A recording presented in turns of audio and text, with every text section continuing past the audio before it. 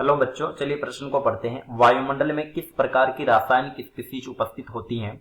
उदाहरणों की सहायता से स्पष्ट कीजिए। तो चलिए प्रश्न की मुख्य अवधारणा पे बात करते हैं। मुख्य अवधारणा में समझते हैं वायुमंडल क्या है। वायु के सजीव तथा निर्जीव घटक मिलकर वायुमंडल बनाते हैं। चलिए वायुमंडल का संगठन समझते हैं। वायुमंडल का संगठन, तो देखिए वायु में लगभग 78% तक N2, 21% तक O2, लगभग 0.93% तक होती हैं ऑर्गन, 0.03% के आसपास होती हैं CO2, 3 से 5% तक जलवाष्प तथा अल्प मात्रा में हीलियम, नियोन, H2, SO2 जैसी गैसें पाई जाती हैं, उपस्थित। चलिए वायुमंडल में कौन सी रासायनिक क्रियाएं होती हैं उनको समझते हैं। वायुमंडल की रासायनिक क्रियाएं, वायुमंडलीय संगठक, यानी इन गैसों की बात हो रही है, धूल के कणों की बात हो रही है। वायुमंडलीय संगठक, कुछ प्रदूषण क्रियाएं जैसे कि अम्ल वर्षा, ओजोन अवक्षय, स्मॉग, कुछ प्रदूषण क्रियाएं प्रदर्शित करते हैं। ये क्रियाएं वायुमंडल को दूषित करने का काम करती हैं। चलिए इन क्रियाओं को समझते हैं, इनकी रासायनिक अभिक्रिया को समझते हैं। पहले देखते हैं अम्ल वर्षा। वर्षा जल में HNO3 तथा H2SO4 की उपस्थिति अम्ल वर्षा कहलाती है। अल्प मात्रा में HCl भी होती है अम्ल वर्षा में।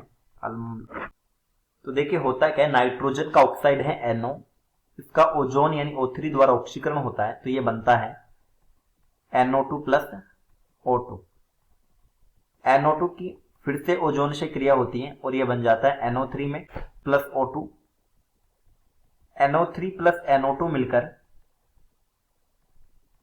N2O5 बनाते हैं और N2O5 की जलवाष्प से क्रिया होती है प्लस H2O, तो ये बन जाता है 2HNO3। और ये HNO3 जब बरसात के साथ आता है तो इसको अम्लीय वर्षा बोलते थे। किसी तरीके से H2SO4 बनता है। होता है क्या है कि वायुमंडल में SO2 गैस विद्यमान है, तो 2SO2 प्लस O2 ये मिलकर बनाते हैं 2SO3।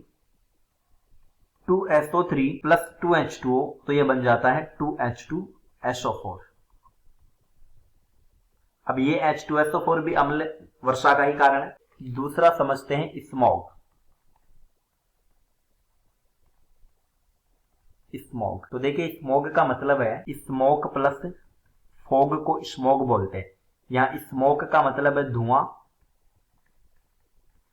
और फॉग का मतलब है कोहरा, इसलिए स्मॉग को हिंदी में कहते हैं धुम कोहरा।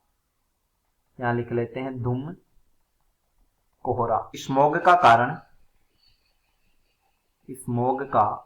कारण वायुमंडल में वाहनों के धुएं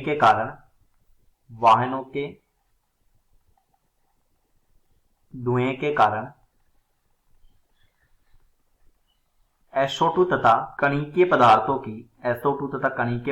की सांद्रता बढ़ना है। इसी तरह से ओजोन परत का निर्माण तथा क्षय, ये भी वायुमंडल में उपस्थित रासायनिक स्पीशीज के कारण ही होता है। ओजोन परत का निर्माण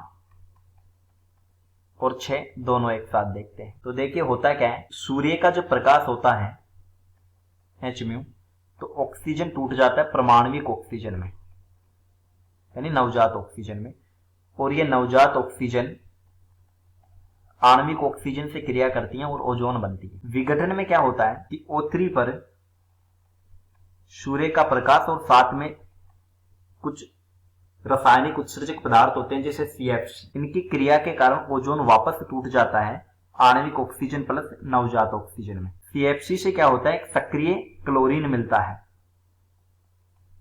जो इस क्रिया को आगे बढ़ाता है। फर्क सिर्फ इतना है कि ओजोन निर्माण के लिए प्रकाश की तरंग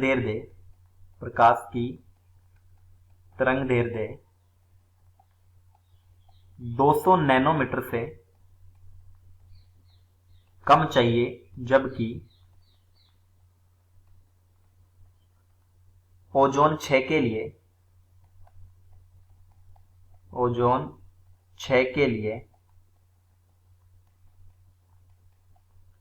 200 नैनोमीटर से ज्यादा तरंग दैर्ध्य का प्रकाश चाहिए, ज्यादा तरंग दैर्ध्य का प्रकाश से चाहिए। तो हमने पर्यावरण की कुछ रासायनिक स्पीशीज और उनकी अभिक्रियाओं को समझा। उम्मीद करता हूं प्रश्न समझ आया होगा। धन्यवाद।